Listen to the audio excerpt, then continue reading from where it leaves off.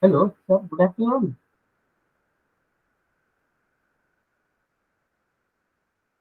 Bhagalpur Smart City Limited officials. We welcome. We welcome Rupesh Kumar also. As Shri Vaksava. Shankar Deshpande sir. Please. I will be starting shortly by 2:30.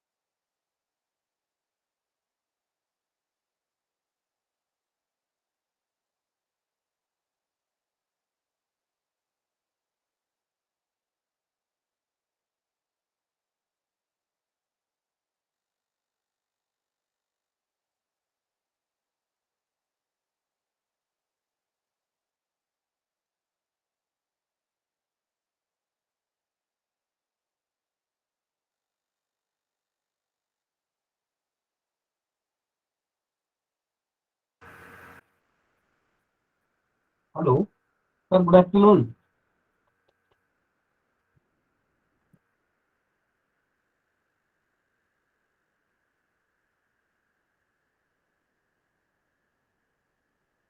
Sir, good afternoon, sir. Welcome you. Yeah, good Yeah. afternoon. Yes, sir. Yes, sir. Thank you very I much. just uh, I just Yeah. try whether sharing is being done properly or not. Yeah. I just That's try to share my. okay. We are making all the arrangements. Then we will be starting by 2:30, sir. That will be on the line.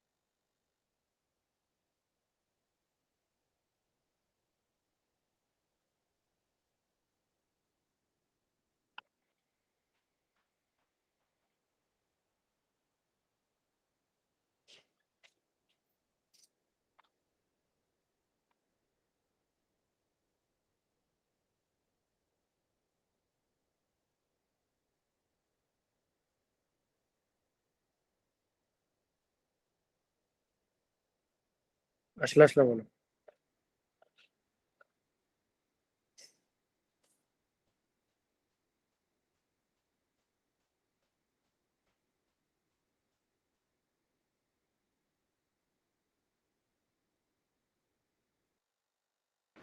Are you able to see my screen?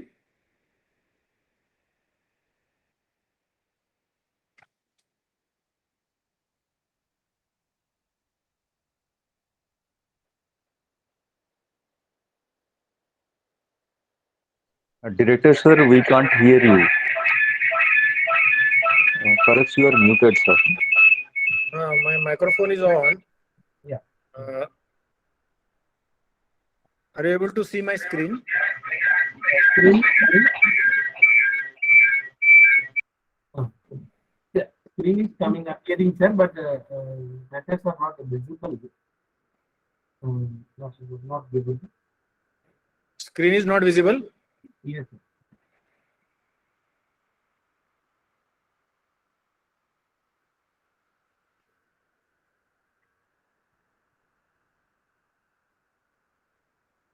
आपको खुला हुआ कैसे करेगी?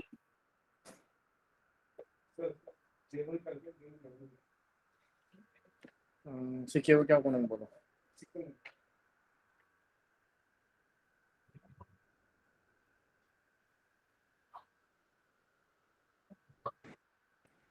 Can you run the PPT from your side? Yes, sir.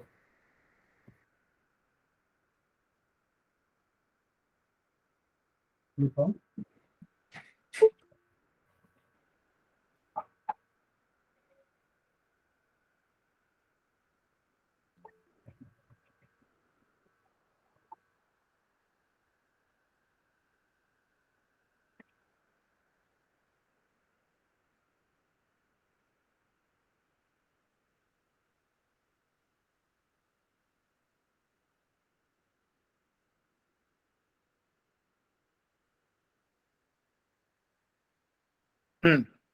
Yes, sir.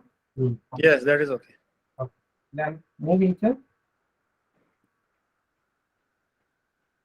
Yes. Is it like this? Okay, sir.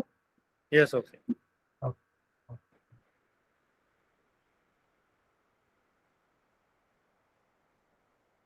Okay. Okay. Thank you. So we will be operating PPT from this side. Okay, sir. No problem. Yeah. It's okay.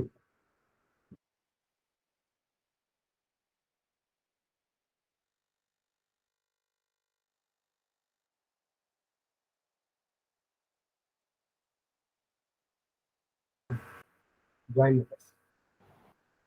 Please be on.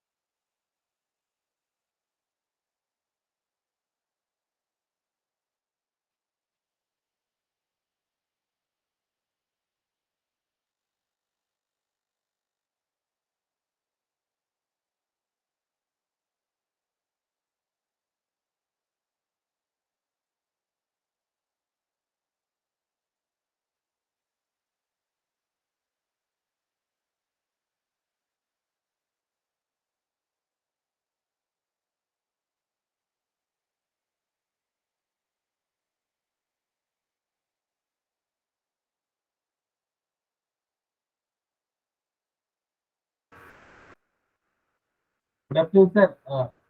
This fund, welcome. Please be online, sir. We'll be starting shortly, sir. In another 5 minutes.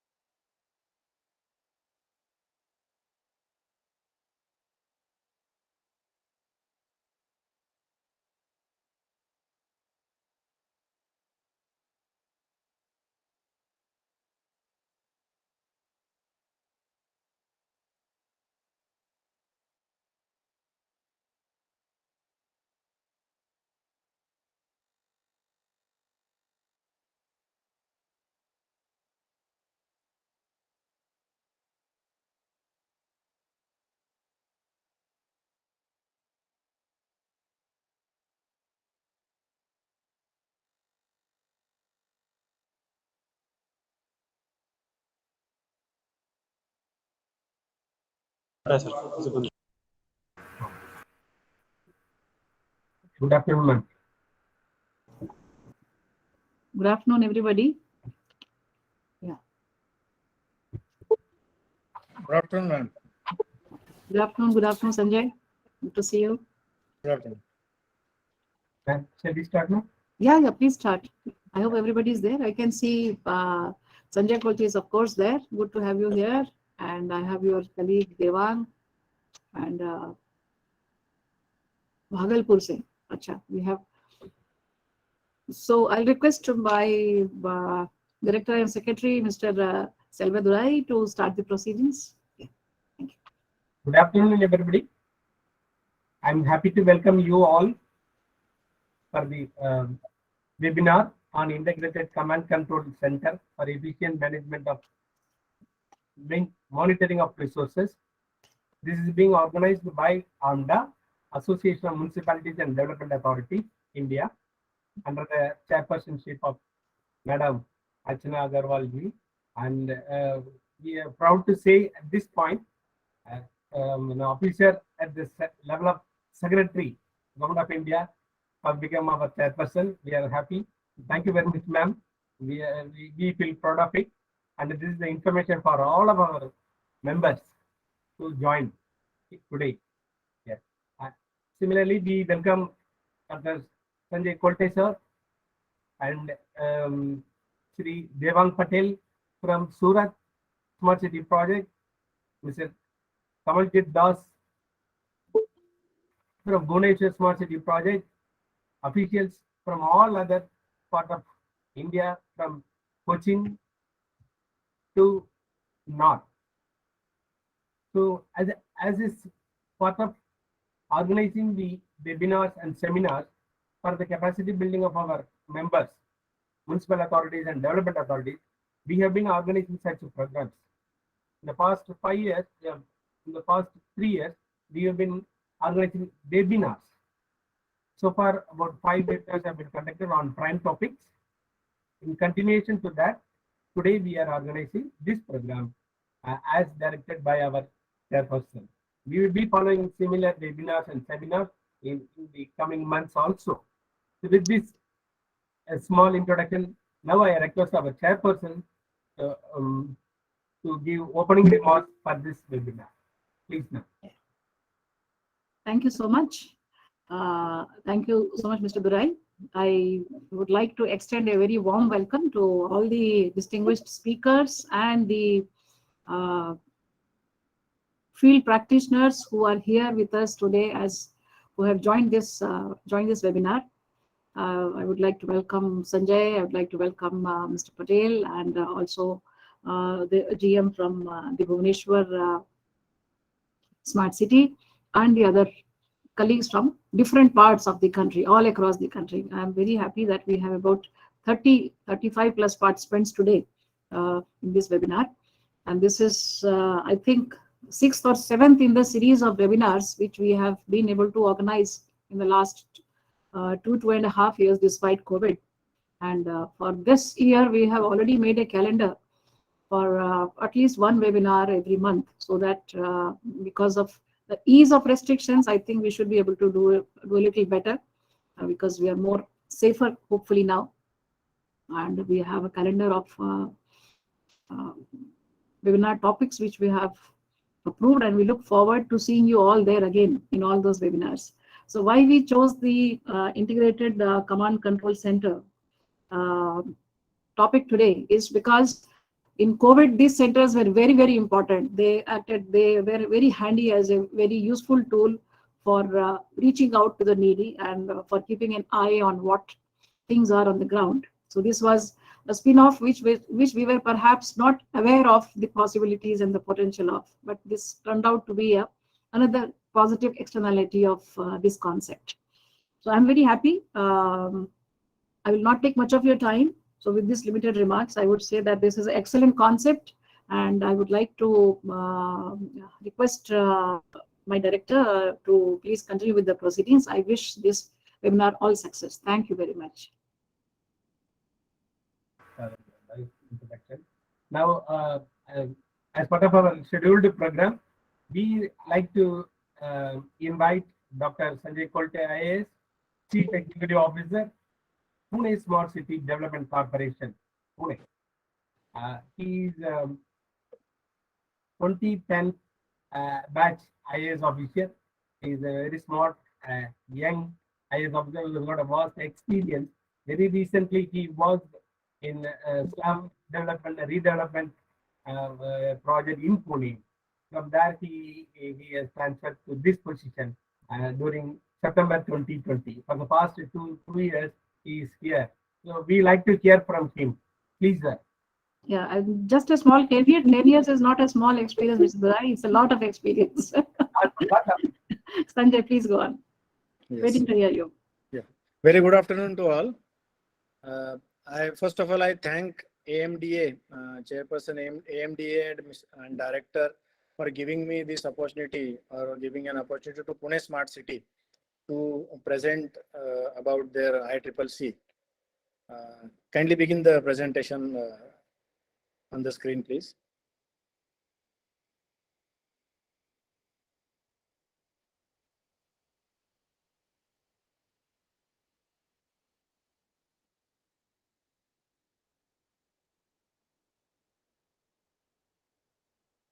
Yes, is it visible to all?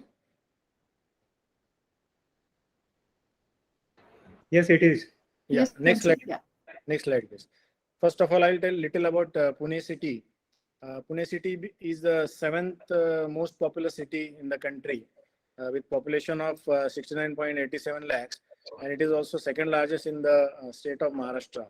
So far as urbanization is concerned, in 98% of the urban households have electricity connections compared to the national average of 93% for urban India.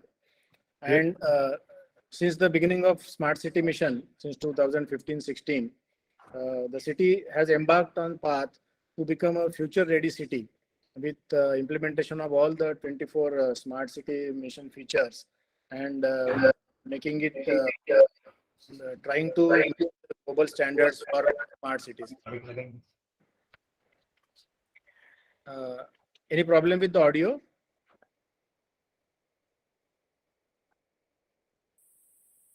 No, please go ahead. Please, okay. Yeah, next slide, please. So the Integrated Command and Control Center is at the heart of Smart City Mission project, and it is a very crucial project. One of the most important projects of IT related or pan city projects in most of the smart cities. Almost 75 cities out of 100 have functioning ICCCs in the country. Pune's ICCC started its operational phase from January 2019. It is a state-of-the-art smart city operation center and 24/7 by 365 centralized monitoring and decision-making hub for Pune city. It involves management of all the equipments, the devices, the resources of the city, various assets of smart element projects, and thereby responding to the incidences of the emergency situations on day-to-day basis. The ICCC is operational with more than 730 elements in Pune city, which comprise of Wi-Fi hotspots, various sensors, the emergency call boxes, public address systems, etc. And very important part of it is the most advanced dashboards which the ICCC is having various smart features, giving key performance indicators, alert notifications, situational awareness information, incident management, and integrated systems of various stakeholder departments. They are being monitored through this ICCC. And data analytics is also very important aspect of it, which is being used for the decision-making purpose. This ICCC is equipped with insights of other existing, giving insights to other surveillance centers of such as the police department or the disaster management department of the urban local body and on the government side. Next slide, please.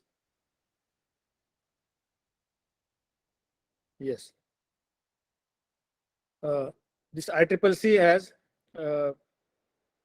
it is helping the city administration and all the stakeholders to make informed decision on the basis of the real-time data that is being gathered by way of various sensors or the IoT devices. The slides are, I think, flickering a little. Yeah.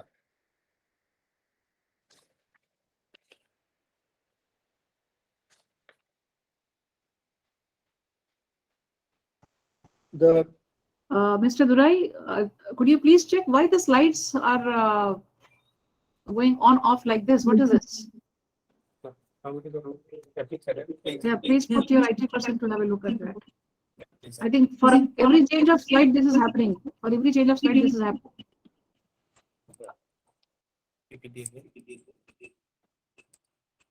so we can continue. Yeah.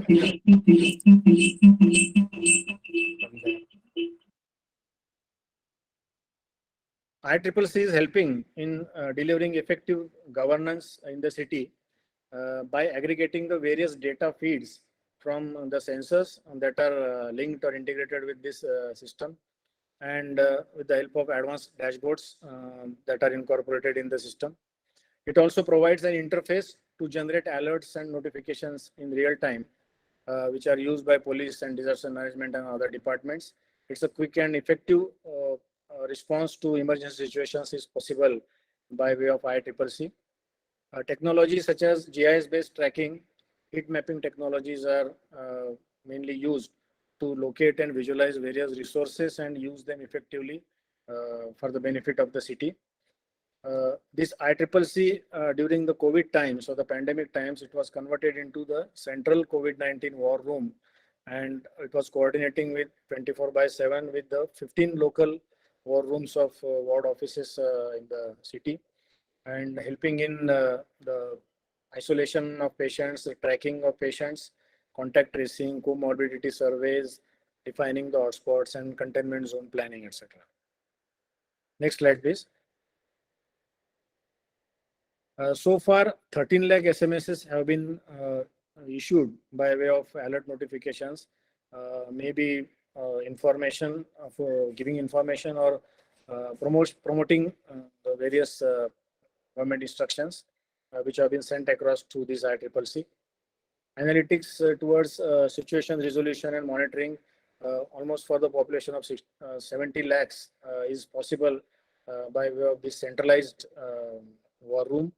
City parameters monitoring is possible from the data that is being received from various elements like public address systems, VMDs, the emergency call boxes, flood sensors, and Wi-Fi hotspots. It's a disaster management and control operation center for the city. City collaboration with Pune Municipal Corporation's PMC Care has resulted in the centralized grievance management system for the city. So here the city traffic grievances and law and order situation is being also monitored by way of police, because police care, which is another system which has been integrated with the ICCC in the city. Traffic monitoring and the various information regarding peak load or the travel time are being continuously flashed and provided from point to point. So the integrated approach in terms of citizens civic services delivery, disaster and law and order has become possible by way of this ICCC. Another aspect in Pune, we have integrated GIS technology in the urban governance by way of integrating the SCADA for 24/7 water supply project for monitoring and distribution of water supply in various parts of the city. Smart street lighting project is also being monitored from ICCC by way of SCADA, and also various network of assets and utilities in the city has also been mapped, and this operation is centralized operation is possible from the ICCC. Next slide, please. So various use cases as the ICCC has been functioning have been developed for in Pune. Vehicle tracking system has been integrated with this. and vehicle tracking, vehicles of the solid waste management, collection and disposal, water tankers, ambulances, squad vans, all these vehicles have been integrated by way of GIS-based technology, and they are helping in the service delivery for the citizens. Public address system at strategic locations. These public address systems have been placed at 136 locations in the city, and by means of variable message displays, messaging is continuously being done, providing the citizen related information or the emergency situation related or disaster related information for the benefit of citizens. 50 environmental sensors have been set up in the city, and 48 flood sensors on the rivulets and rivers have been placed at strategic locations wherever chances of flooding or flash floods are there. And by way of this, SOPs are in place, and various stakeholder departments like the police, fire brigade, smart city, and the disaster management department of ULB, they sit together and work together in a coordinated manner in ICCC, especially during the monsoons. And since in the last 2 to 3 years, the flood situations, the flash flood situation in the city at some localities has been effectively handled through the ICCC. The environmental sensors are collecting data about various gases and the pollution levels, ambient light, humidity, temperature, etc. And thereby generating this data is being used by ICCC for generating awareness about the preventing air pollution or maintaining the air quality in the city. Next slide. Emergency call boxes. These are set up in the city. If it has been incorporated with both audio and video communication. If a panic button is pressed at this emergency call box, the person's video is all audio and video both are available at the ICCC, and the staff which is attending the ICCC can provide him whatever help is required in any kind of emergency situation by coordinating with the concerned department. My Safety Pin is another application which has been developed in Pune Smart City with the help of a startup, and it provides the safety index of various places in the city, especially for traveling to unknown places for the women and children. We can choose the safest route to any locality in the city, and the data provided by this My Safety Pin venture has been used by police for providing the CCTV cameras wherever they were required. It has given feedback about the safety in the areas and helped in the day-to-day patrolling and monitoring of law and order in the city. Meerut Hela application is another, has been developed in integration with the ICCC, where an interface has been created between the local street vendors and the customers. And with this online platform, the customers can approach for buying any groceries or vegetables or fruits, and they know the availability from the vendors, which vendor available is having the products which they desire. So effective this platform for vocal for local has been created by way of this Meerut Hela application. Next slide, please.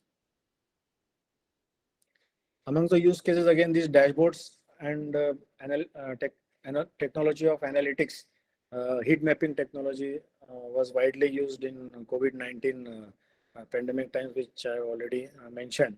And GIS-based tracking of patients and various facilities like bed availability, oxygen availability, or other related health facilities was enabled by way of ICCC. And that it was the ICCC was also converted into a training center for all the stakeholder departments, training up the staff which was deployed in the CCC or the DSC or DCSCs at the beginning of pandemic. Next slide. Another aspect, disaster management, as I have already mentioned, the data from flood sensors regarding various levels of water, the normal level, the alert levels, and the danger levels are being provided by way of analytics, and the data from irrigation department regarding the dam discharge is also combined with this. So combined data of dam discharge and the data from the flood sensors is being analyzed and effectively used for monitoring the floods and alerting the localities and guiding the ward offices. Similarly, air quality sensors are providing the data about air quality, and that is being used for uh, increasing the awareness among the citizens regarding the air quality. Next slide. ICCC is an integrated platform where so far these are the applications or the services which have been integrated with the ICCC so far. The e-challan system of police regarding the traffic violation has been integrated and provides the analytical data of the tendency and giving the insights to the police department for improving the situation or increasing awareness among the citizens. And ITMS is again with the tropical meteorology department and ITM. And here the sensors of, beside the sensors of smart city again, the IITM sensors regarding meteorology are also being integrated with the system, which are continuously providing the data. The Transport Corporation of the city, PMPML, have developed their ITMS, Intelligent Traffic Management System, integration with ICCC, which provides the routes of buses and the status, running status of buses on real-time basis. PMC Care is the grievance redressal mechanism of Pune Municipal Corporation, which is integrated here, again adding to the citizen-centric services. TomTom gives information about the traffic status on real time to the citizens. Smart toilets, they have been digitally integrated. The CCTV system has been installed in the EBD area of Pune Smart City, Aun Baner and Balewadi area, and it has been integrated with the Smart City Operations Center. The street lights, likewise, the police care system, which gives ward-wise mechanism for complaint or the grievance redressal of the citizen related to the police, and the ambulance data is ambulance system is also integrated with this ICCC. Next slide, please. So in future, we intend to strengthen this facility of ICCC, making the views still wider, and not only urban development related departments, but all departments are we are trying to bring them on this ICCC platform, especially the public address systems. We intend to make further use for promotion of various citizen related information of various schemes and awareness to the citizens. The vehicle tracking system, solid waste management, sewage treatment plants, and all these are soon we intend to integrate them also with the ICCC system. Environmental sensors, flood sensors are already integrated. Community toilets and the public toilets data integration is also on the cards. We intend to enhance ICCC for expanding the citizen service delivery and disaster and law and order management. Adaptive traffic management system is also upcoming in the city. The work has recently started, and this will also be integrated with the ICCC as secondary data center. And overall, under the guidance of Ministry of Housing and Urban Affairs, the ICCC of today is a product-focused facility, and we intend to convert it into service-focused facility by making it more versatile, reducing the upfront cost for facilities which we are creating by way of these centers. Ease of transactions is also aimed at giving incentives for the system integrator for giving better service delivery. That is also contemplated. and more number of functional use cases in future. We are planning to develop by way of this, by using this forum of ICCC for the city. So this is all from our side. Thank you very much.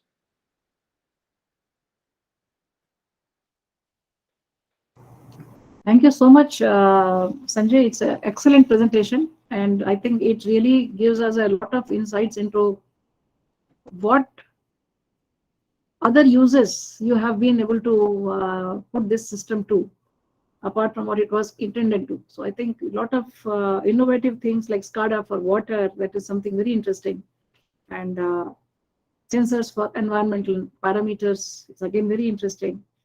My Thela is something which I would like to know in detail what exactly it is and how do you help people shopping, do their shopping and do the delivery part. And then use of the IUDX is something which would have been a very difficult decision to onboard a third-party software without the security audits, etc. It's not so easy. That's my sense. So before we move ahead to the next presentation, I will just make a few quick points and maybe you can answer it at the end of it because we have kept about 20 minutes for the Q&A. I'll just leave you with my pointers and maybe you can answer at the end of it. One is the SCADA for water. How does it work and how exactly have you been able to use your GIS database for that, and what do you think should be done ahead, because this is something which we would like to do for Delhi and the NCR cities also, and see how we can do it for the other cities. Another thing is the environment sensors. How good are they? What were the costs, and how effective are they? Are they real time? And do we have some kind of actions in place at the back end? Once you see that some parameter has crossed the limit, then what are the follow-up actions? Do we have something like that? Is my question. And the emergency call boxes, very nice that they are having both audio and video. Are they connected with the 112 or the 100 police 100 at the back end? And are the calls tracked? Are the calls recorded? You know, this must be on a EVRS basis. So are they tracked? Are they recorded? And how do we look at the disposal systems, that if there are say about 20 calls in 1 hour, what is the how do we decide that these 20 have been disposed of? What is the level of disposal? What is the parameter for disposal? And yes, my Thela I've already mentioned. And overall, I would also like to understand what are the cost of setting up this smart city. You are ICCC, how much is the staff you currently have? What is the OPEX here? And I see that you have already made so many iterations to the software. So what is the cost of this upgradation, and how do you fund this? Are the municipal funds enough for this, or are you also looking at some government funding? So these are some of the details I think which others also can usefully use for their own places. So I hope you will stay back till the end of the webinar so that everybody can benefit from your knowledge. Thank you. Mr. Durai, you can continue with the next speaker. Thank you very much, ma'am. Yes. Without waiting for further discussion, we may move on to the next speaker, Shri Patel, GM Surat Smart City Development Limited. CEO's Surat Smart City Limited was invited and able to present today. She nominated on behalf of her our General Manager IT, Devang Patel sir. So now I welcome Patel sir to present. Please. Yeah, sure. So will you share the presentation or I need to do it from my end? Yeah, please link it. And if you have any problem, then we will try. Okay, fine. Yeah. I'll share the presentation.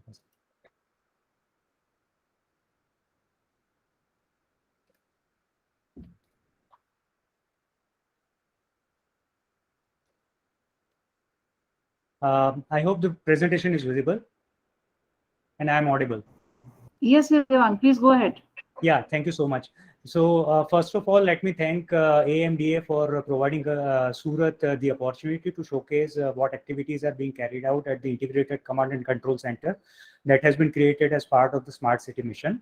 I'll briefly talk about the city demographics. Surat is 8th largest city of India, and the population current population is estimated to be around 6 million. The area of jurisdiction of Surat Municipal Corporation is 426 square kilometer. As per Oxford Economics, we are termed as the fastest growing city, and the growth of the city is mostly attributable to the diamond and textile industry, which it hosts, and the enormous employment opportunities that is being generated and provided by these two industries. The Surat is a historic city when it is said that Britishers first landed in Surat, and the municipality is also one of the oldest municipalities. It was established in 1852. The city is divided into 9 administrative zones, and we have 30 election wards, which are represented by 4 councillors, out of which 50% reservation is for female candidates. So to talk about the Smart City mission, Surat got selected as part of the first 20 cities in round 1 of Smart City mission, and we have formed the special purpose vehicle, which is mandated by the ministry for execution of the Smart City mission in March 31st, 2016. The entire Smart City project cost is around 2,800 crore, and these projects are spanned across the ABD area, which is 8.77 square kilometer, spread across 7 town planning schemes. And then there are PEN city projects, which are aimed for benefit of the entire city area. If we talk about the projects, we have total 81 projects, out of which 69 projects have been completed as of date, and 12 projects are under execution. None of the project is at tender evaluation or tender invitation stage.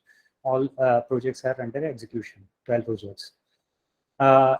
To be precise, if we talk about the Integrated Command and Control Center of Surat, we call it SMAC Center, Smart City Center. It was inaugurated on the first anniversary of Smart City Mission on 25th June 2016. And as of now, we are monitoring various services from the Command and Control Center, which mainly includes the Intelligent Transit Management System, Automatic Fare Collection System, monitoring of the entire solid waste management operations of the city, complaint redressal system, monitoring of city operations through CCTV network. We are also utilizing GIS, vector-borne disease surveillance system is also being monitored from the Command and Control Center. We are also monitoring the various SMC-owned vehicles apart from the solid waste and public transport vehicles. The property tax, which is one of the highest sources of revenue for municipal corporation, is also being monitored from Command and Control Center. And then there are various other use cases which are being implemented. I'll mainly focus on 2 use cases over here. The first one is public transport management system. To talk about the public transport in Surat, we are having the largest BRT network in India of 110 kilometer. And apart from that, the BRT network is also comprehended by city bus service, which is around 404 kilometer. Total 169 bus stops are there under BRT and 774 under city bus, and more than 750 buses are being deployed under the BRT and city bus network. The entire city bus and BRTS operations are being managed utilizing the ITMS and AFCS system, which is implemented as part of the Smart City mission from the Command and Control Center. If I talk about the operations which are being monitored from the Command and Control Center, with regards to the public transport system, there are certain pre-operations, bus operations, and post operations. These are some of the activities which are being monitored from the Command and Control Center. Under pre-operation, right from the vehicle allocation to the bus allocation to the driver allocation and to the electronic ticketing machine which is being allocated to the individual bus or the individual vehicle, and the conductor allocation. All these activities are being done from the Command and Control Center. When we talk about how the city operations are being monitored from the Command and Control Center, all the BRT and city bus services are being monitored from Command and Control Center in a real-time basis.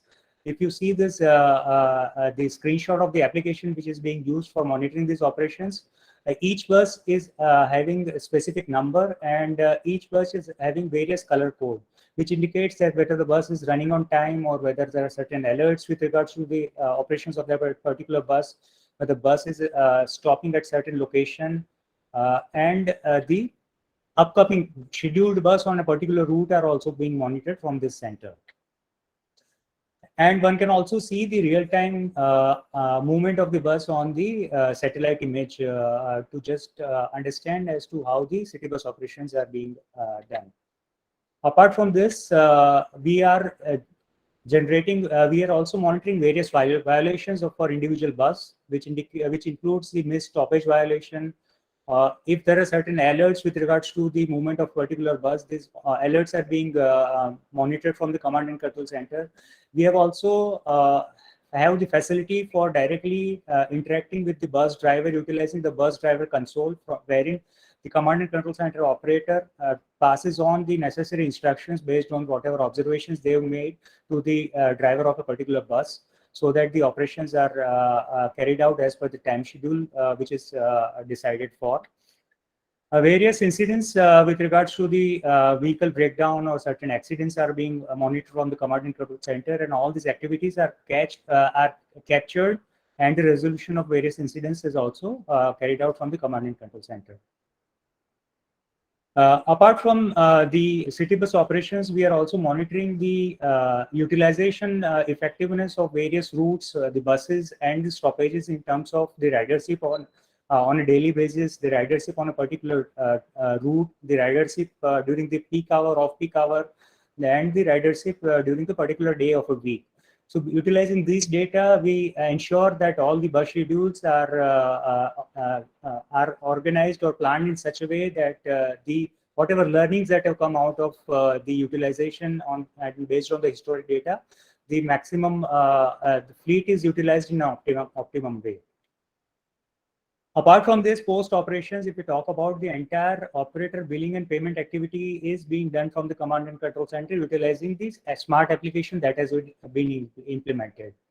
So all the scheduled trips and actual trips, the daily kilometer utilization, etc., all these things are conciled from the command and control center, and accordingly payment to the bus operators are done from based on these inputs.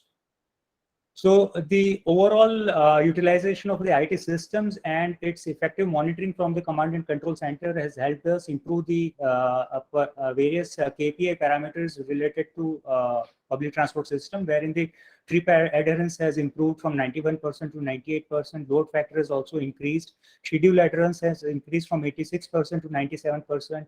And if we talk about the major parameter, which is in terms of the ridership was 1.3 lakh in 2017, and it has increased to 2.4 lakh in 2021.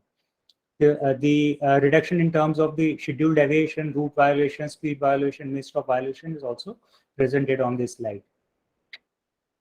So this is the journey of Surat public transport system. If we talk about the scenario before 2007, we were not having public transport system per se in place for the city, and subsequently in 2007, bus operation on NCC model has been introduced. 2014, BRT service was started. 2016, the city bus service augmented the existing BRT network to reach out to the wider geographical area of the city. And subsequently, 2018, we started high mobility corridor buses to cater to the high footfall and commercial areas of the city. And in 2022, we have introduced 49 electric buses, and gradually we will be applying 250 electric buses.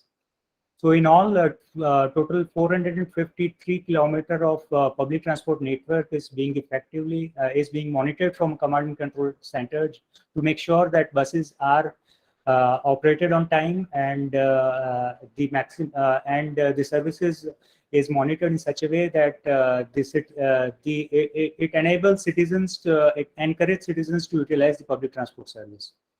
The other area which I would like to highlight over here is the solid waste management activity.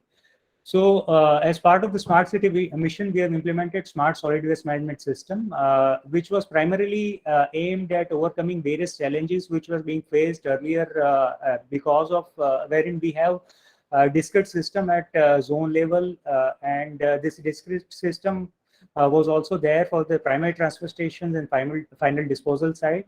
And because of this individual and isolated systems, we were not in a position to have the holistic view of the solid waste management operations, which was critical considering the total daily collection of around 2,200 metric ton, spanning across 16 lakh households.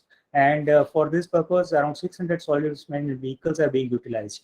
So to overcome this challenge, we have implemented smart solid waste management system, under which we have installed the GPS and RFID tag in each of the solid waste management vehicles.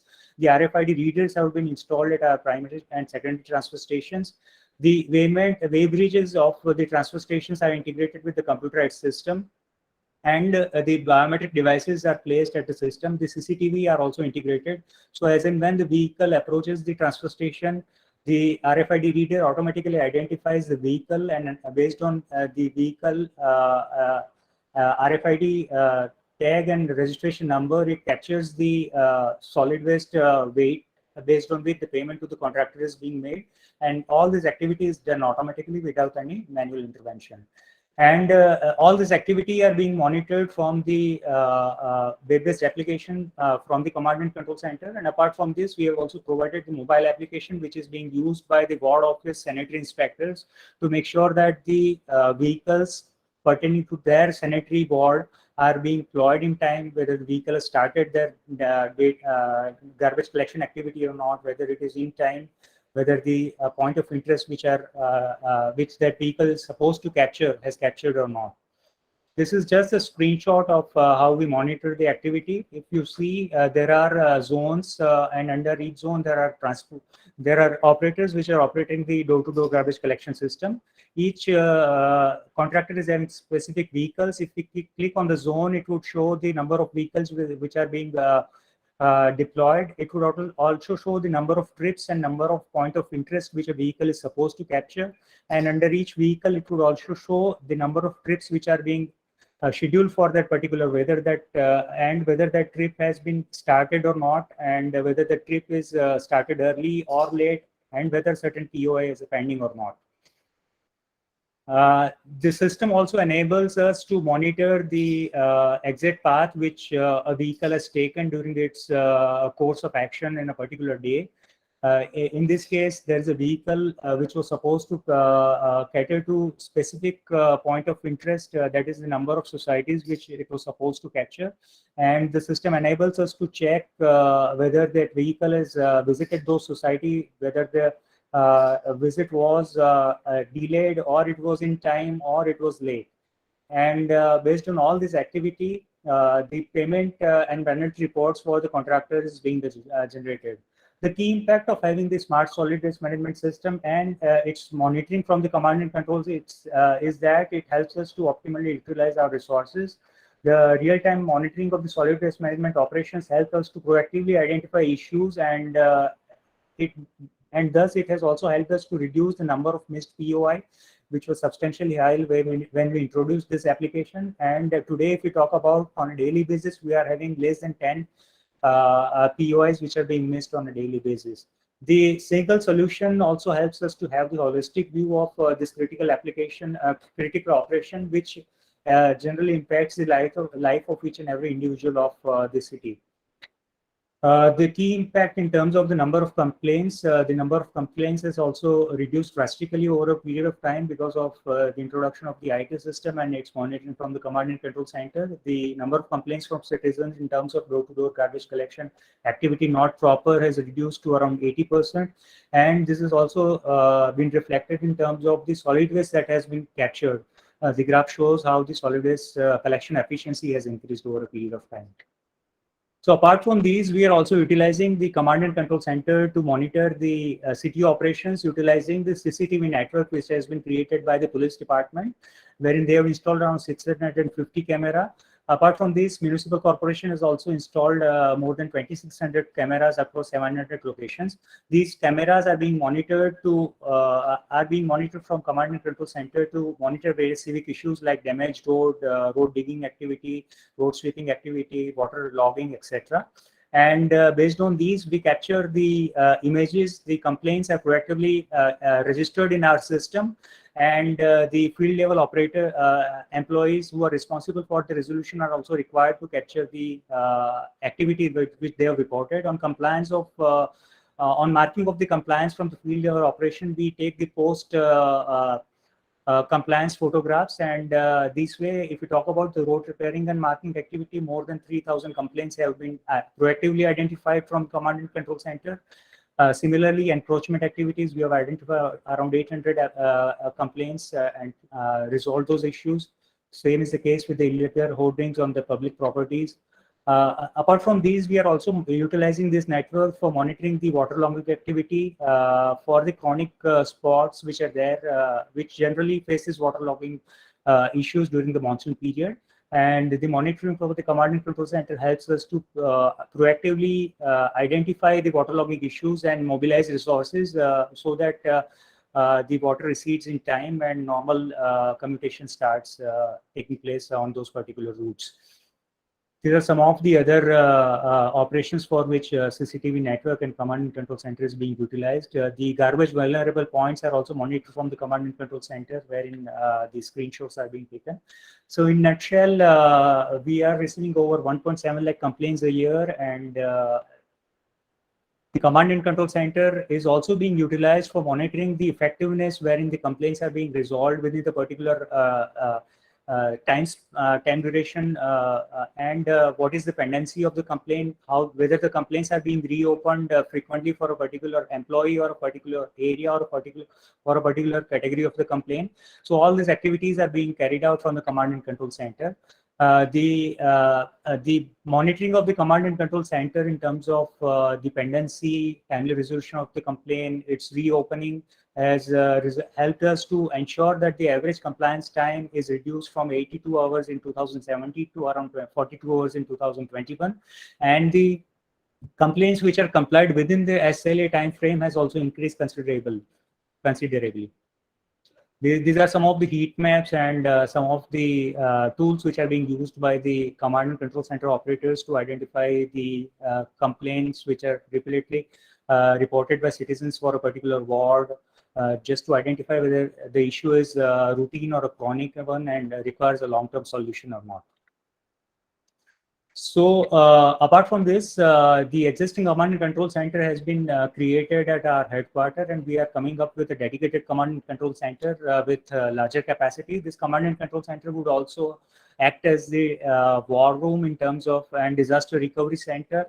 And it would not only encompass the operations of municipal corporation, we have also kept provision for accommodating various other urban administrative authorities like the police department, traffic department, so that the cohesive activity results in better service delivery to the citizens of the city.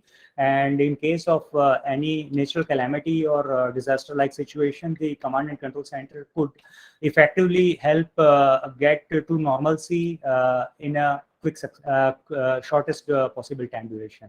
These are some of the applications that would be utilized for this Command and Control Center, which is shaping up and would be operational in very short time. So with this, I thank you and conclude my presentation.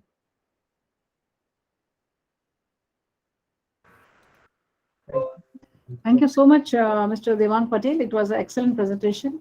I think you have covered a lot of slides in a very efficient way. I must first compliment you for that. Looking at the number of slides you had, I was not sure whether you will be able to complete that in 20 minutes, but then you were able to do that because of your grasp and command over the topic. Thank you. Yes, a lot of good work has been done. I think something which is new in Surat is the BRTS, which other municipalities and urban bodies across the country can learn from. Like in the case of Pune, I would like to leave you with some thoughts, which maybe you can try to answer at the end of the third presentation in the Q&A session. One is BRTS is not a very well-known concept for many of the officers across the cities. Surat has done, and Baroda has done, Ahmedabad has done, and to some extent Jaipur has done BRTS. But it is not an easy task. So I would like you to spend some time explaining to people what were the challenges, and how you were able to overcome that. And the BRTS which you have now, you think there is scope for further improvement and how that can be done so that others can learn from this experience. That is one part. Second, solid waste management, SWM software. I mean, this software would be very useful for the other cities also, because we need that. So details like who made the software, the costs, and how many times you had to tweak it, and what were the challenges, and what was the acceptance. How did you make everybody across the board accept it? Because it is not so easy to accept a digital software and calculation process and move from a manual process. There are so many elements to that which we cannot really discuss very openly. So it might have been a very difficult process. How did you manage that? Yes. Then what are the MIS inputs which come to the CEO at the level of the CEO or at your level daily? You can't have the entire heap of documents and an entire heap of data coming in. What are the MIS inputs at different levels, or maybe the top 2 levels? This is what I'd like to understand, so that others also can build their systems around that. Then you mentioned that you are proposing to use this ICCC for disaster. The elements which you have mentioned are there for me to see. I wanted to understand whether you have taken a power outage or something like that also into account, or evacuation because of a possible, God forbid, earthquake or this kind of natural or any man-made disaster. Do you have systems for that? Are you planning systems for that also, is my question. Yes. So thank you so much. Then we will, I hope you'll stay back like Mr. Sanjay Kolte, and we'll hear you again in the last session of Q&A. Thank you. I'll request Mr. Durai to please continue with the third session. Thank you very much, ma'am. Thank you very much, Devang, Patel, sir. Let us move towards east. Here from Bhubaneswar Smart City, GM, Mr. Kamaljit Das. Earlier we requested CEO of Bhubaneswar Smart City, and he nominated our GM sir. GM sir immediately agreed, and he has come forward to present. Let us hear from Bhubaneswar Smart City project, Mr. Kamaljit Das. Okay. Yes, Mr. Das. Yes, good afternoon, madam, and good afternoon, all the participants. Will you share the presentation or I will share it? Yeah, sir, you may start. If you have any problem, then we will fight. Okay.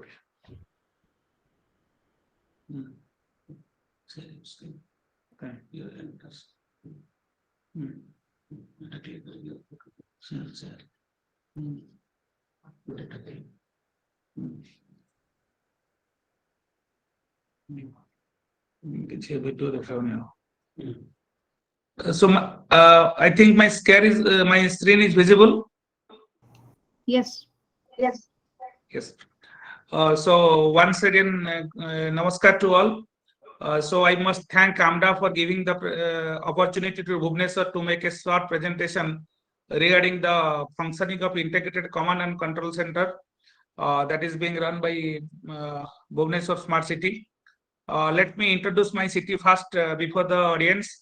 That my city stood first in the citizen perception survey that is conducted during the year 2015-16 for the smart city competition. And since then, Bhubaneswar is also delivering a number of novel initiatives and also different kind of initiatives under the able guidance of the Government of India, Minister of Housing and Urban Affairs. We have a command and control center which spans over 50,000 square feet. And this digital platform of integration is not only for delivering of citizen-centric services, it is also to regulate the activities of different city-level organizations and government agencies, such as the transport mobility of capital region urban transport, the storage and water-related issues that is being run by WATCO, as well as the incident management system of the police, besides the regular services of the municipal corporation as well as the development authorities. You can see from the picture that this is a panoramic view of the Bhubaneswar Operation Center, which is functioning 24/7. I can divide the components, ICMC components of the Bhubaneswar Smart City into 6 categories. The first category is the Intelligent City Operation and Management Center. Second is the Smart Response and Incident Management. Third is smart tracking. Fourth is smart traffic. Fifth is smart governance and smart connect. Sixth is the smart communication network. Let me emphasize that the sixth point, that is the smart communication network, is the bedrock of our ICMC components as well as monitoring, supervision. And this is a pan-city intervention which has been taken up under the mission of the MOHUA. Let me go to the first item of the ICMC center of the Bhubaneswar Smart City, that is Smart Response and Incident Management System. This Smart Response and Incident Management System has a subcomponent which is known as city surveillance system. Basically, this is related to the CCTV cameras that are functioning inside the city. We have installed 656 CCTV cameras, out of which 450 are CCTV cameras, fixed cameras, and 150 cameras are PTZ cameras. Almost all the nook and corner of the city has been covered with the 650 cameras, and we are also going to install another 350 cameras inside the city. The view of the CCTV cameras, though it is fixed or PTZ, both are being run by a video management system. I have already shown you the panoramic view of the video management system as well as the location of the CCTVs. And the next component is the smart tracking management system. This is specifically related with the movement of the transport in the city. We have a public transport system which is known as MoBus, and that public transport system, for which almost 80% of the citizens of the city are dependent. This runs on the 4 subsystems, that is automatic vehicle location system, passenger information system, fare collection system, as well as the transit management system. Just I am showing you the view of the automated vehicle location system. Through this, we can track the location of the vehicle at any time by sitting in our command and control center. And this is what is the transit management systems, where incidents are being managed. The next point is the smart parking management system. That is the third component of the ICMC sector. The smart parking management system consists of both on-street parking as well as the off-street parking. And this parking system is the sensor-based parking system. We have a application, that mobile application, that is known as Mo Parking application. Through this, the citizens can reserve their parking space even before coming to the marketplace. And this is particularly meant for the on-street parking systems. We have constructed a smart Janpath. I have shown you the sensors just now. This is the very close view of the sensor. That sensor reads a vehicle. When the sensor will read a vehicle, the parking agent will come to know that the vehicle has now been parked. He will go to the vehicle and will issue a ticket. For every 1 hour, 20 rupees of the parking ticket has been fixed by the municipal corporation. And this parking system has also another one advantage, that all your revenues that are being collected through the parking system are also integrated with our central portal, and we can also regulate it, monitor it, and also can check any pilferage in the revenue system. Another one feature of this parking is that is off-street parking. We have multi-level car parkings that are just away from the street markets, and people can park their vehicles in the off-street car parking by reaching the space, or they can also make the advance booking of the parking spaces. All the parking tickets are being collected through an online application portal. So the revenue generation point of view as well as the technical points of view for ease of doing business for every citizen have also been taken care of through this system. The next component is the smart governance and smart connect. These consist of 22 models of the e-governance. In this model, we are having an e-office. Let me start with the e-office. All the 4 organizations of the city, that is under the Bhubaneswar Municipal Corporation, Bhubaneswar Development Authority, Bhubaneswar Smart City, and Capital Region Urban System, we have almost gone paperless. No paperwork is being done. All the offices are being run through the e-office system, and the letters that are being issued are also through e-office and having QR coded letters. Similar is for the ERP and the SAP for all the 4 stakeholders. And we have a central data management system where our legacy data has been captured through digital scanning methods, and that has been linked to the e-office server, so that getting the older files are not very much difficult for us. And through this e-office system, we have almost reduced the consumption of the time for movement of the file from one desk to another one desk.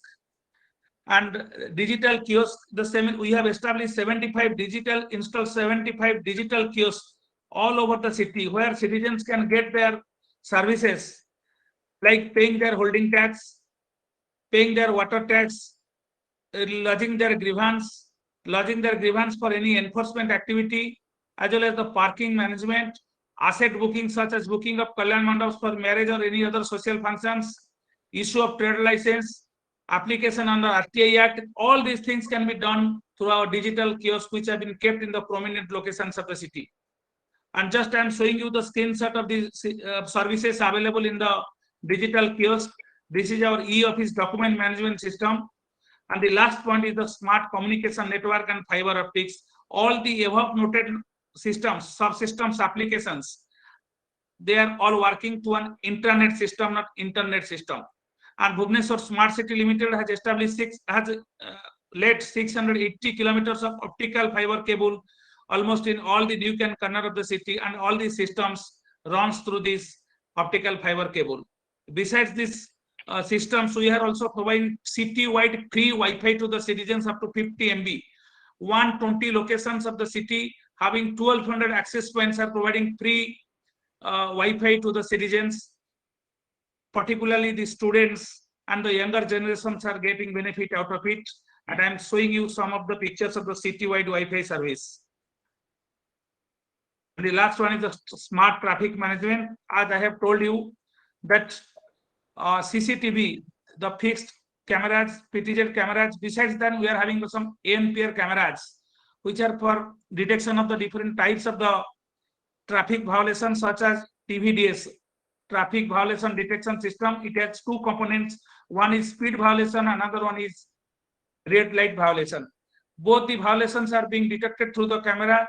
Challans are being issued, which has also been integrated through the NIC portal. And this is of the screenshot of the grievance redressal system like the Surat. We have also a grievance redressal system where citizens can lodge their grievance through our mobile application, that is Bhubaneswar.me. And they can also get the feedback of after resolution of their grievances. Even when they will lodge an grievance, they will get an acknowledgement number along with the person to whom this grievance has been transferred. So this is one of the screenshots of the grievance redressal system. And last but not the least, all these systems are under the operation maintenance. We have a dedicated team. They are also taking up the operation and maintenance of the systems. And that's all from Bhubaneswar Smart City.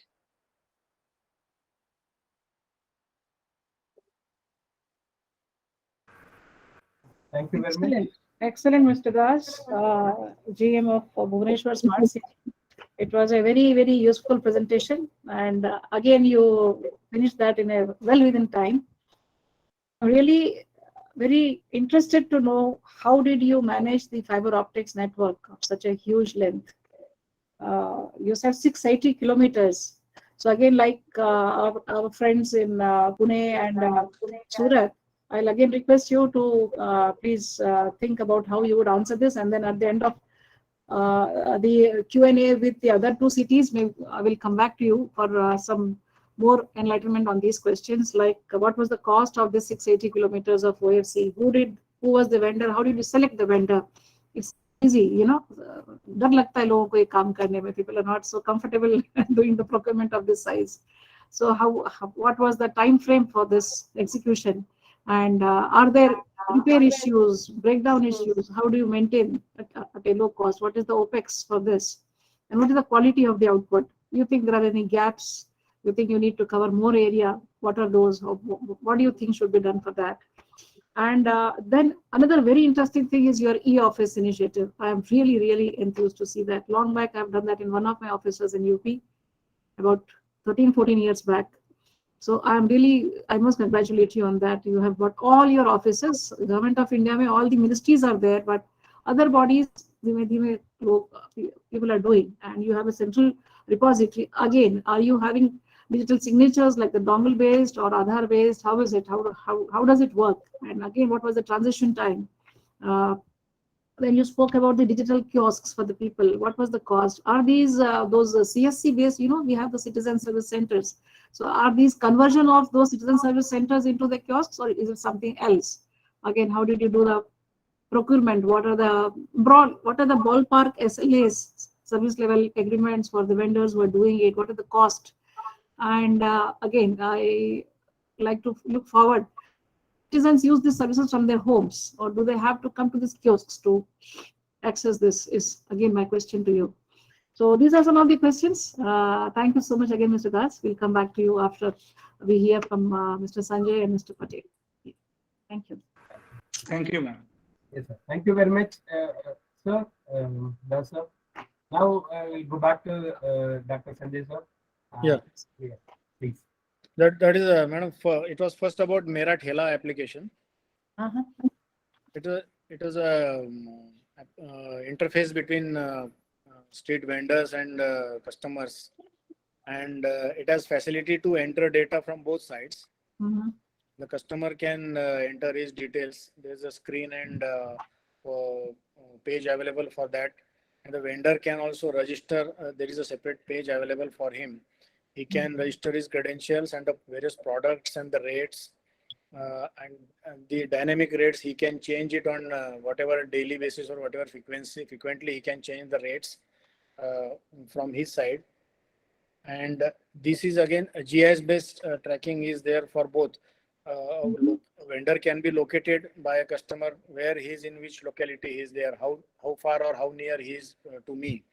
So customer is able to know. So GIS based tracking is available. Just like any online marketing, a customer can place his order, can make online payment also, or can pay him when the vendor comes near to him or near to his society. At that time he can pay to him. Profile creation, as I already said, from both sides it is possible. Notifications and all other things of marketing apps, all these are available. The vendors have been mapped as per their address, and so the customer are in a position to know how far the vendor is from him, and how much time it will require for him to come to him and provide the service. And a digital payment facility, again payment gateway is also linked with this. And only the vendors who are registered with the ULB and the ward offices, they are only able to map themselves or enter their profile in this system. So this is how in nutshell it functions. If I may ask a supplementary question to MyThela. So MyThela is an app made by a private vendor, or is it part of the? It is developed by a private agency. Private vendor. So do they take any charges per transaction? Transaction, I think no. These are we are not part of this actually regulating whatever the charges are being shared between this or the charges being taken by them. Okay. But so this MyThela has been developed by a private vendor for your body. Through I think For the Mahua. government. So you have paid the vendor who has made this application, Pune had and engaged. Yes, and you also pay them something for continuing to host it or to maintain that app for you. Ma'am, actually we were part of this. Only Mahua had assigned us the development part and the implementation part of it, and it was initiative of the fellows who were attached with Mahua. So I think some regulatory part they might be able to provide light on. But then we were assigned the development, and we engaged the agency, private agency.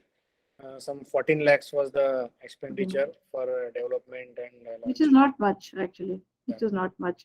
So one last question on the MyThela. Supposing I, as a customer, want to order something from your site, which maybe Devang is the vendor for that. So how does Mr. Devang ensure that it is supplied to me? Is there a third-party delivery agent, or is it? No, that is only buy and sell, ma'am. It is only between the two parties of as such government side or no one is involved in this. It is only Okay. buyer and seller interface, ma'am.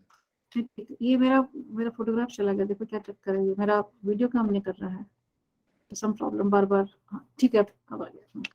So okay, so the vendor has to ensure the delivery. There is no third party intervention there. But the customer is at liberty to he can go to another vendor which is Vendor also. ठीक है, ठीक है, ठीक है. And then they will complain to you, and then you will deregister that vendor from your registry. Obviously, all those will follow. Fine, thank you. Okay. The Then, second point was SCADA for water. Yeah. Water 24/7 is a project which we are doing in convergence with Pune Municipal Corporation. It's a very huge project consisting of 6 sub-projects or 6 tenders were involved in this. More than 3,000 crores is the total outlay. But then Smart City participated only for 165 crores in 2 smaller parts. Main highlight was provision of smart meters in the city and smart pipelines in the city. And L&T is the company which has been awarded this work, and almost I think they must have completed more than 60 to 70% work. Now, what is envisaged in the water SCADA by the agency is that it will be helpful in monitoring each water meter, the centralized system of SCADA, which will involve components like computers.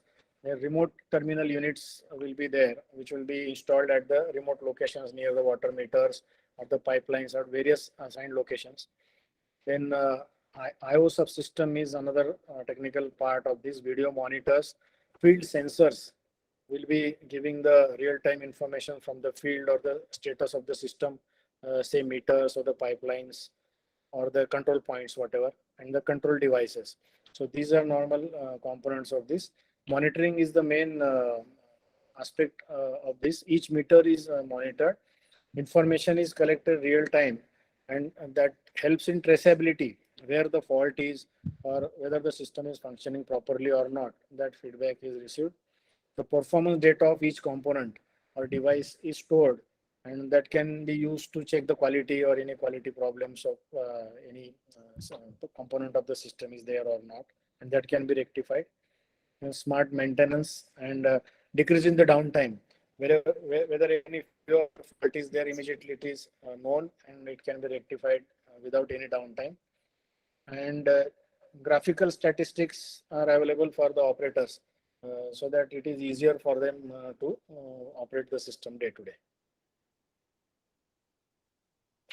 so this is actually, this is the cutting edge thing actually. Yes. Water monitoring in a smart meters to lag jate hain. Smart pipelines is something which we are yet to see in India. So I was really interested. I've seen this somewhere in the US.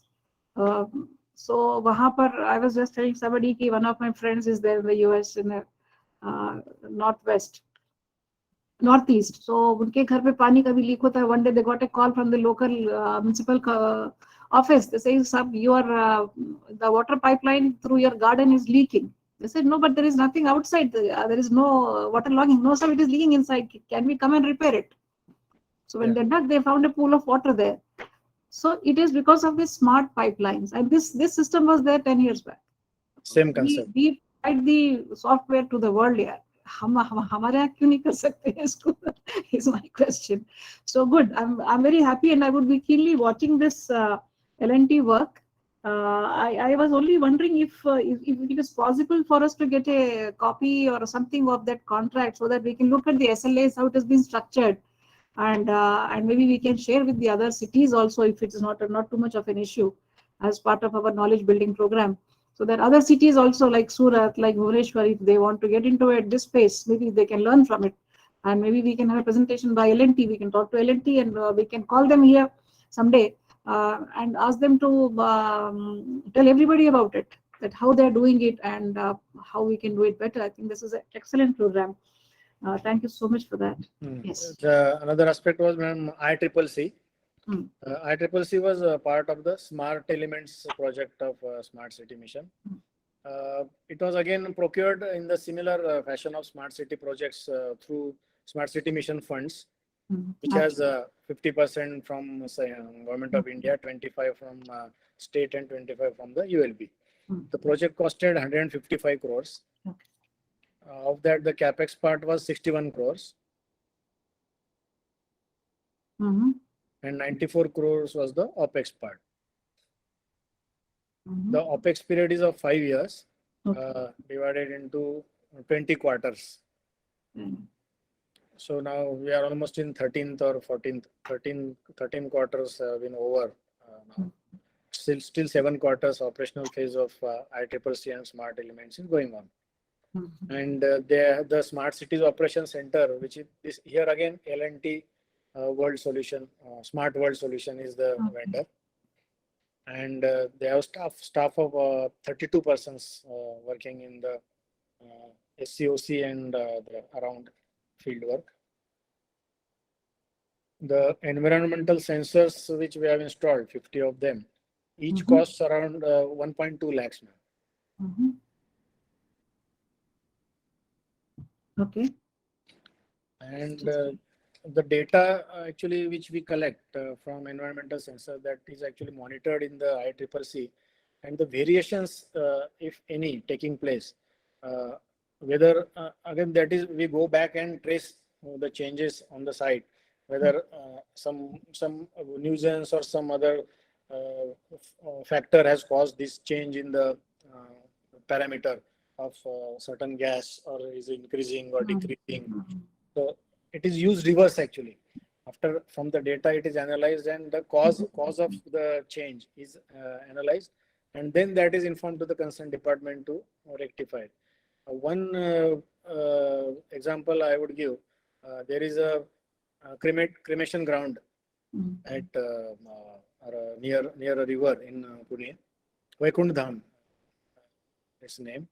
So there, some certain citizens or NGOs had complained about the air quality there because of the cremation, repeated and large number of cremation being going on daily basis.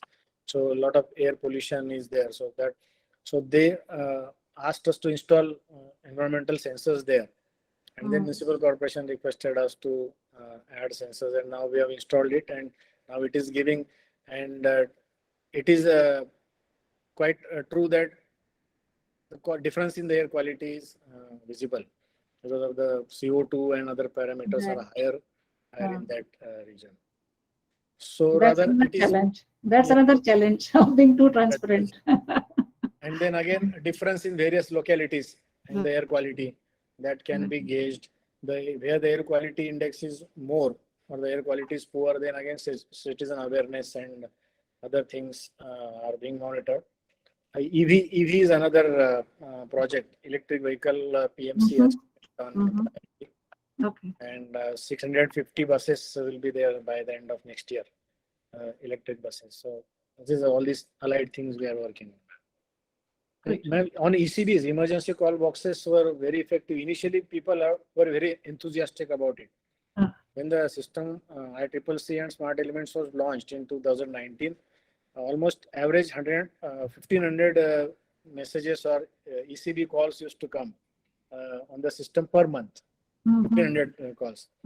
But then again, that engagement we lost because of the pandemic in between. So now post pandemic, we observe that 500 to 600 calls are still coming per month through the ECBs which were installed. We are really working nice. Yeah, number is fairly less, but we intend to popularize it more. Right. Yeah. One question which I think I forgot to ask was, if you don't mind, you said that you also monitor the traffic and the accidents with this, right? Yes. Yeah. So do you have a system automatically integrated into that where the camera can sense accident or a collision or collusion and or a breakdown of a bus also, and automatically do you have a system where it connects to some kind of recovery vehicle, some ambulance, some trauma care center? Do you have a system like that? Exactly not in the manner which ma'am you said, but then vehicle detection, the ATMS which we are just now the field work has started, execution has started. But the system has vehicle detectors in the form of bell-shaped cameras. It's an American technology from Cubic Corporation. So they sense the type of vehicle and the number of vehicles on the road. And for the monitoring of signals, they, on the basis of count as well as the type, they will be on real-time basis, and in an adaptive manner, they will be regulating the signals by way of their signal controllers. So that is the present system. Of course, if there is a breakdown of certain vehicle or bus or something, then the vehicle type will definitely detect it. And the VMDs, they will be installing VMDs at some location, variable message displays, and again, data centers will be at 2 levels. The traffic data center will be with the police commissioner traffic department, and secondary will be with in the same our ICCC. Yeah. So we'll be able to That know was that my question. bus is broken down. But Yeah. at present, as far as my knowledge goes, that doesn't generate any That further any actionable point for them. So see, that was my point, Sanjay, ki if we have an integrated system and you have the political will behind you, then, and with such good track record, then I think it's a matter of coordination. Somehow, if we can have single point of information and action initiation, where, you know, this kind of collision or accident is captured, and then the actions which should follow. I mean, so one feed can perhaps go to the police for the action there. One feed can go to the ambulance to move the ambulance. One feed can go to the PWD for moving the recovery vehicles. But the action, the coordination action should be at one point, so that all the elements of the body, they know what the other is doing, and at the end of it, we know that yes, all the actions which should be taken are being taken. So that and then something with the one alert goes to the blood bank, one alert goes to the experts that if needed, you might be required to be on the standby. This is what at present, when we get all these things graphically and with GIS and all, we come to know. And this on the dashboard, we can see the various elements. If anything something is giving alert, that is known.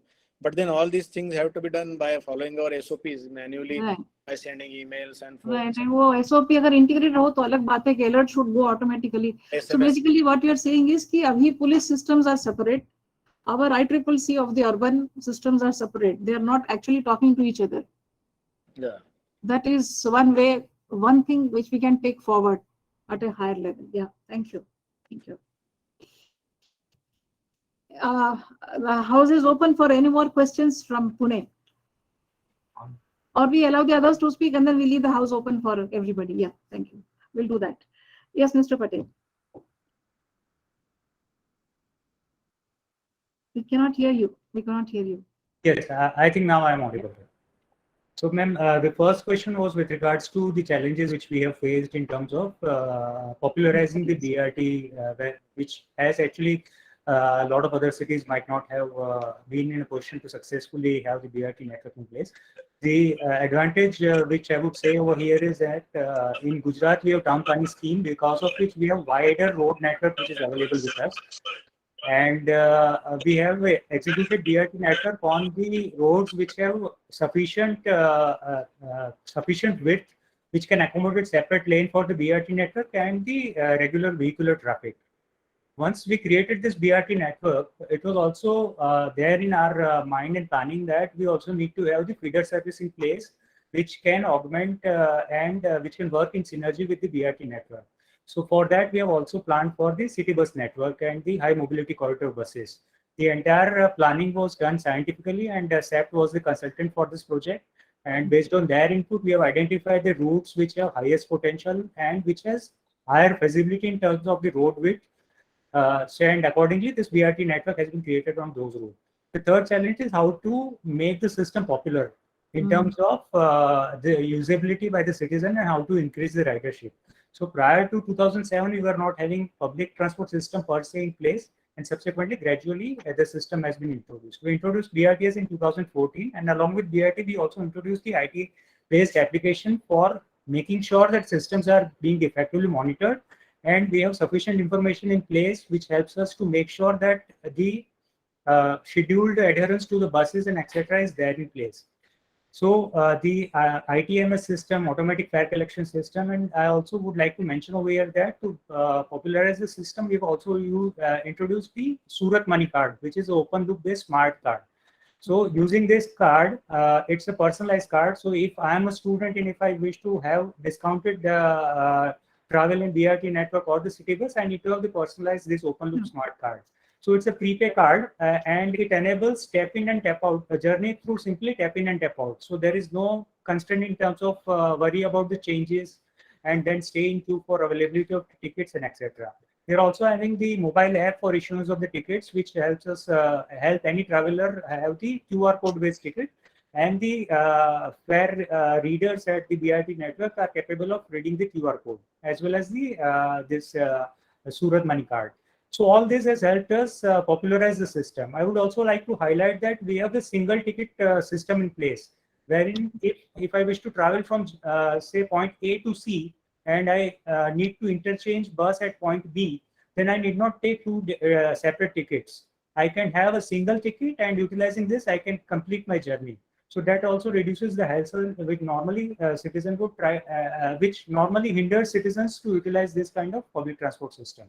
So, so this Surat Money Card is available only for the BRTs, not for the other buses.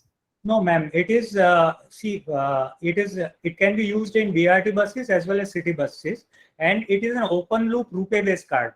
So it is not restricted to our own environment. It can be used at mall, grocery shops, restaurants, etc. So being an open loop card, it is not restricted in terms of utilization, restricted to our own environment. It can be used elsewhere as well. And we have also integrated this card as our library membership card, and going down forward, we would be utilizing the same card as our swimming pool membership or sports facility membership. So the single card would act and enable citizens to utilize various municipal services. Okay, wonderful, wonderful. Yeah, thank you. Okay, now what about the next point? The second was with regards to the hindrance which we might have faced in terms of implementation of the solid waste management system.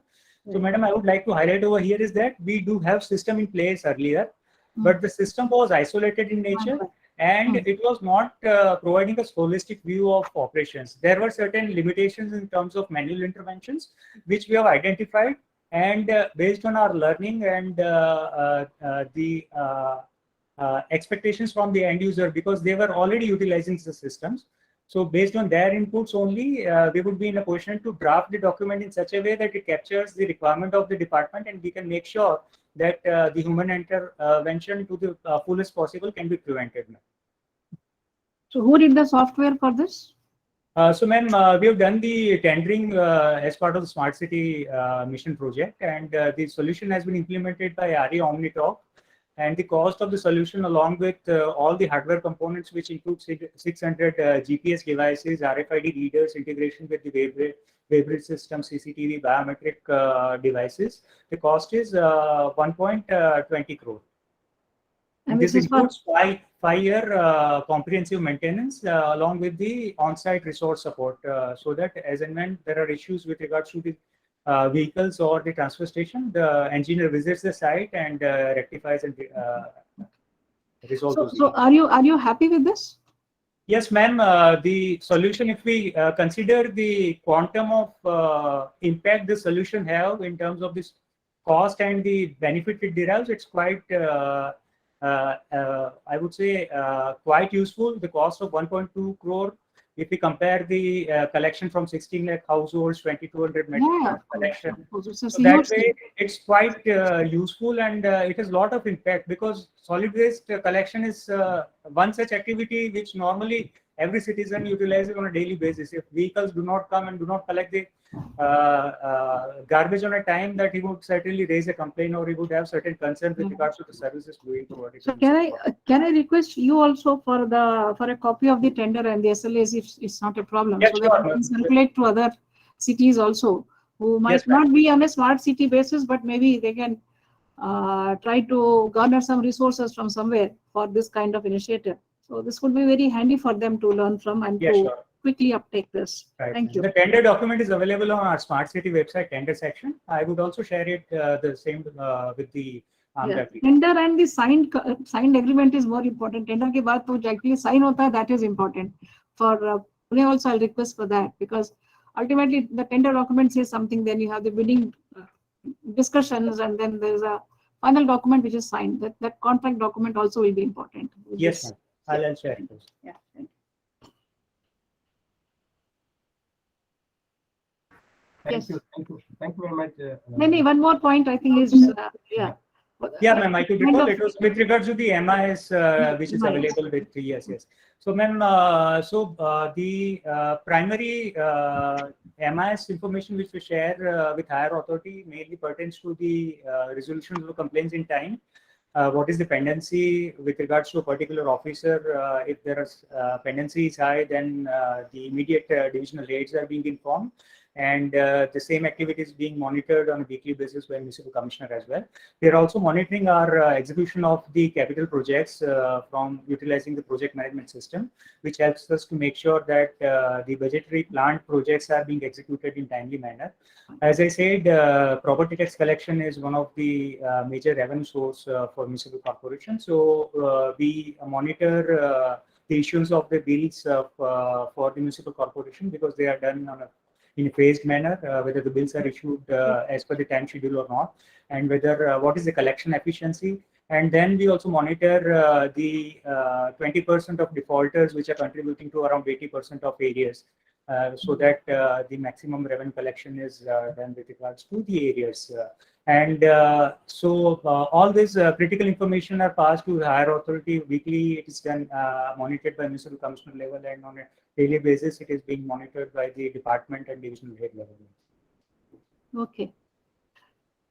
Good. I think that gives a very very clear understanding of how you are using it, and it shows that the daily monitoring is at your level, not at the CO level. Yes, of the ICCC, isn't it? So Yes. that's what I was trying to understand actually. So thank you so much, Mr. Patel. I'll request now to Mr. Das to give some to throw some Okay, more thank you, light ma'am. points. Thank you, ma'am. Just as you have instructed during the presentation, let me say that for communication track, we have spent, madam, 170 crores, near about 170 crores, out of which 149 crores have been spent for the capex and 30 crores will be spent for the OPEX, which will span for 7 years. Mhm. So, madam, this operation and maintenance of the optical fiber cable are being made by 4 groups. Each group consists of 9 people. We have deployed 36 resources. That is the tier 2 resources as well as the tier 3 resources for the operation and maintenance of these optical fiber cables. Mhm. And we took almost 18 months to lay these 680 kilometers of optical fiber cables. Who laid it? Another Who one was the point, contractor? that is Honeywell Automation India Limited. That point, madam, I am coming again. We'll tell after speaking about the digital kiosk. I'll tell you about the tender and all these issues.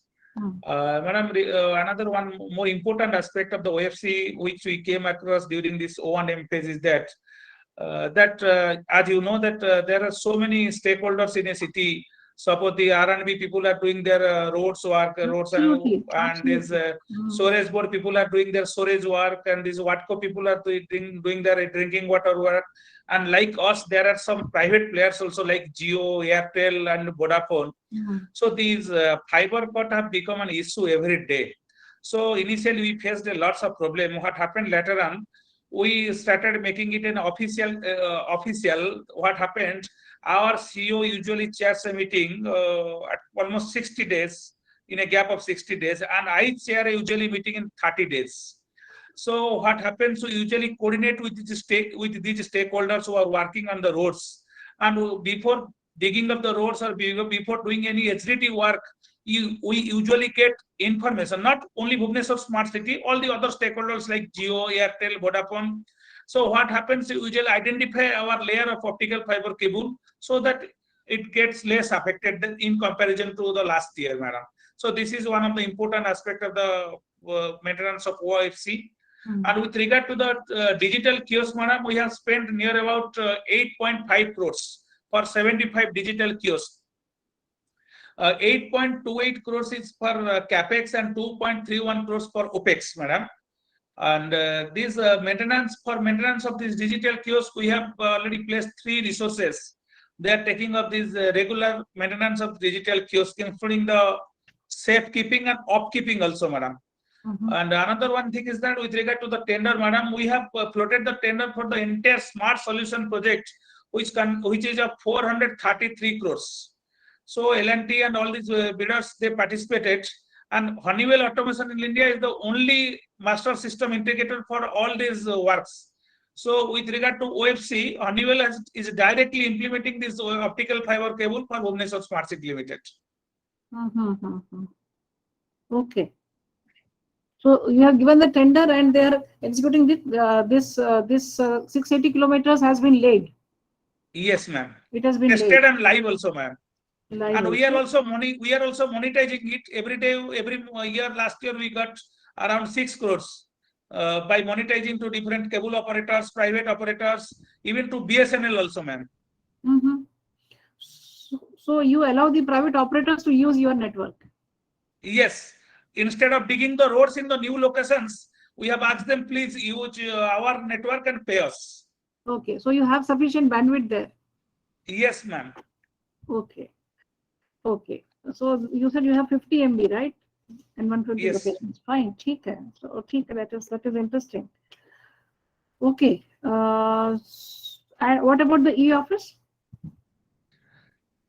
So, ma'am, you asked me about the functioning of the e-office. I don't find any issue with the functioning of my e-office. So what I will You say, have ma'am. digital signatures based. You have DSC based. Yes. Aadhaar based. Right. Yes. Okay. Okay. I had one more question, that can the public access your services which are available in the digital kiosks? Can they access those services from their homes or offices also? Or do they have to go to the Yes, ma'am.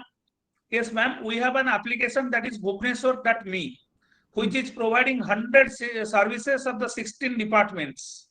And this is a web application, and we have also a mobile application, the same Bhubaneswar.me. Okay. So that can be used from anywhere. It is irrespective of the kiosk and any place. It is not. Yes, ma'am. Independent of location. Wonderful. Yes, ma'am. Wonderful. Wonderful. Thank you. Just let me make another one point, ma'am. Bhubaneswar Municipal Corporation has collected 94 crores of holding tax from the citizens during the financial year 21-22. Out of this 94 crores, 68 crores we have collected through online methods. That is through this Bhubaneswar.me application. Okay, that's very interesting. That's very interesting. Great work.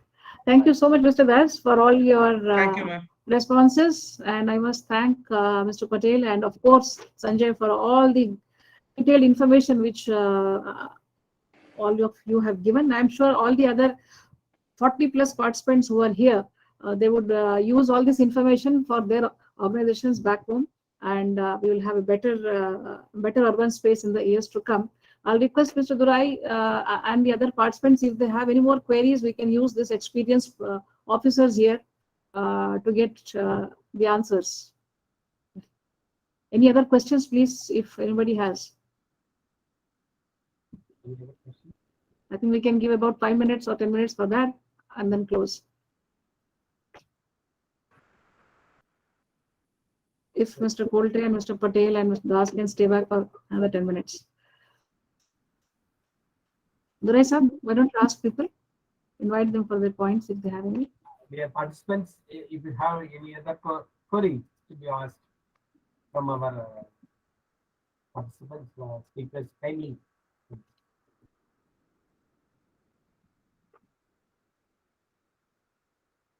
I see we have Bangalore, we have Patna. Yeah. Yes. Madam, just good evening. We have Cochin. Yeah, hello. My name is Ramarao. I'm from the Kakinada Smart City.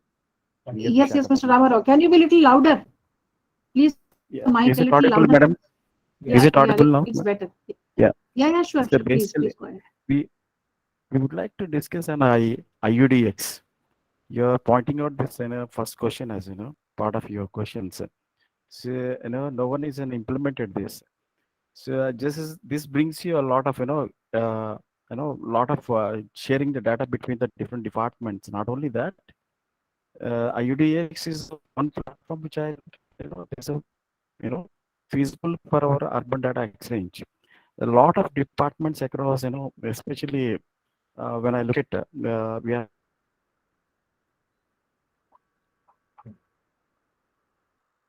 Yes, you go ahead. Audio.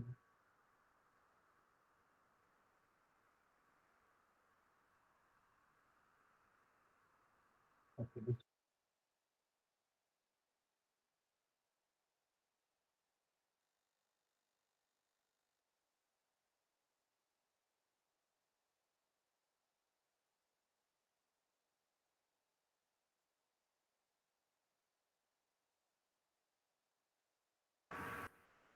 Mr. Ramrao, sir, your audio is not,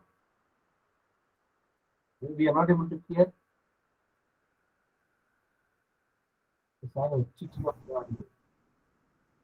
Durai, if you have his number, maybe somebody can call his office and see whether we should wait for him. Meanwhile, we can request anybody else if they have any intervention to make or any query to ask.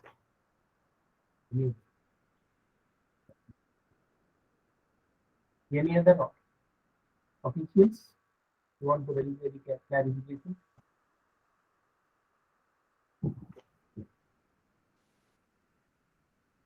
I'm sorry, ma'am. Actually, I lost my.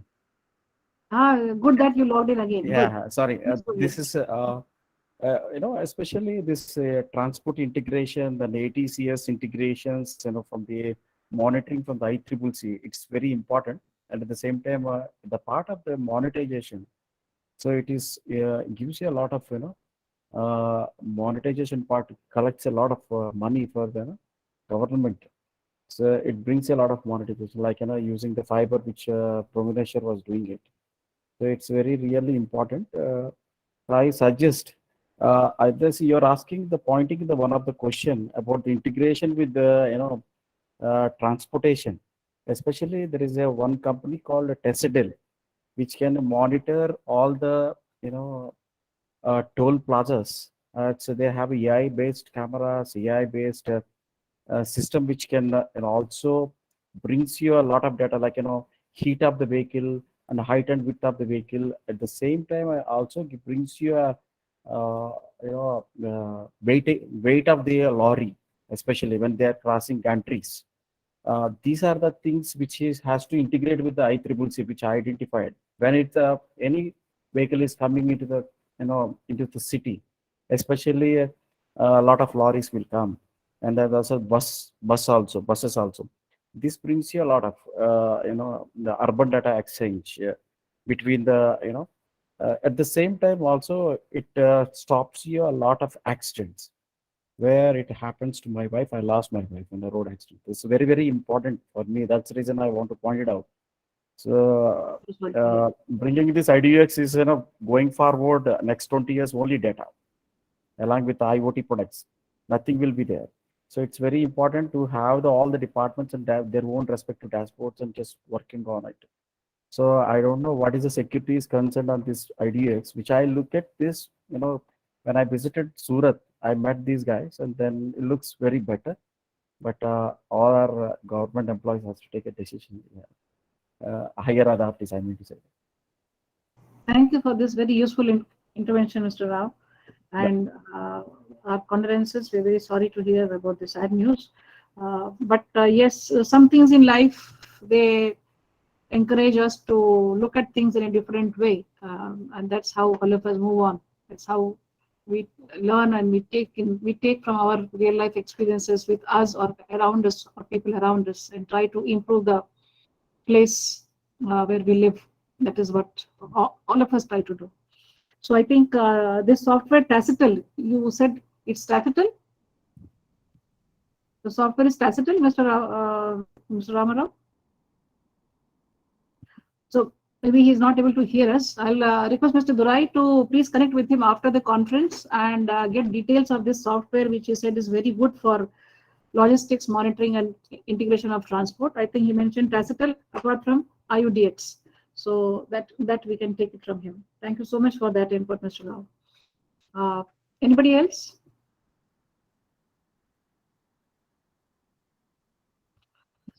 So maybe we can thank the speakers for their time. I would just like to thank the speakers, Mr. Sanjay Kolte, Devang Patel, and Mr. Das, for all the time and for the very, very well informed and knowledgeable and very crisp presentations. I must really thank you all. First, I would like to also congratulate you all for the excellent work which you are doing, which is like a beacon to all the other cities and urban areas of the country. And wishing you all the very best. I'd like to request Mr. Durai to propose a formal vote of thanks. Thank you very much, Abha Madam, as well. Thank you all. Thank you. Thank you, Sanjay sir, and Patel sir, and Das sir from Bhubaneswar, and all the participants, right from BCDA Cochin to Ujjain, Salem, Tripur, then Ahmedabad, Patna, from here DDA, from officials from Bangalore, DDA, DMRDA, like that. So it is so nice to hear from all the parts. I mean, there is such a story, and that is the main purpose of organizing such webinars by AMDA, sharing the best practices, sharing the experiences, so that the others, other members, other development authorities or other municipal authorities will get benefited from this. So I hope with this we will close it. Thank you so much. Once again, I thank our chairperson for having spent so much time and guided this as to organize the program. Very successful and useful work. I thank all our colleagues, AMDA colleagues, as well as NCRPB colleagues for their full support to the quality. Thank you so much. Thank you. Thank you. Thank you so much. Thank you so much. Thank you for your opportunity. Thank you. Thank you, everybody. Thank you. Thank you, ma'am. Thank you. Thank you.